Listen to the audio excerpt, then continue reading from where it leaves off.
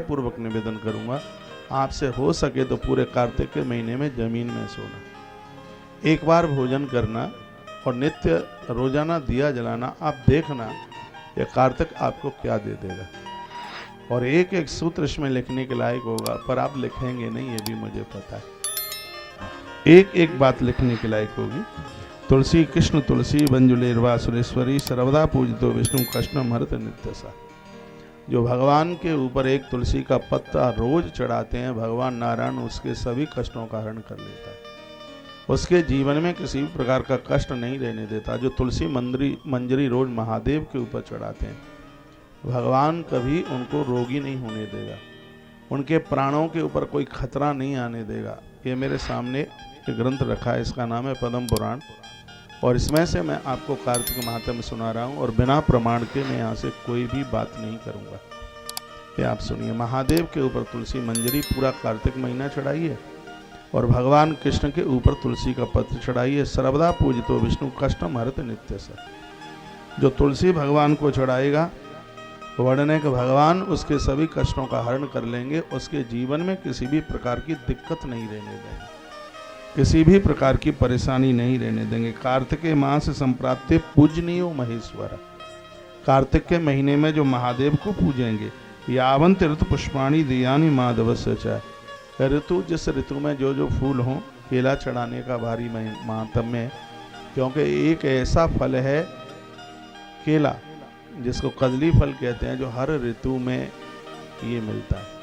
ये तो चाहे 100 चढ़ा दो देवताओं पर, लेकिन मिठाई में बतासा और फल में केला ही ज्यादा मान्य है। ये ओरिजिनल है, असली है।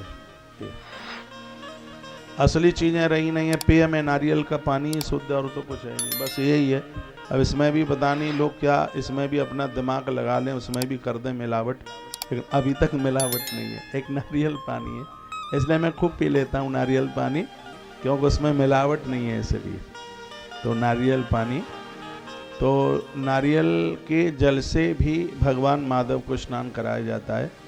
कार्तिक के महीने में केले का भोग लगाया जाता है, और भगवान के ऊपर जो ऋतु में जो फल आ रहे हों, वो फल उनको चढ़ाइए। अलसी का फूल चढ़ाने का बहुत बड़ा महत्व है। अलसी जानते होंगे आप, अलसी का फूल यदि इस मौसम में मिल जाए और भगवान को चढ़ाया जाए तो परमात्मा अति प्रसन्न हो जाते हैं। कार्तिके पूज्य शंति तम देवा नहीं मानवा। कहा गया है जो कार्तिक स्नान करते हैं वो पुरुष नहीं, वो साक्षात देवता है।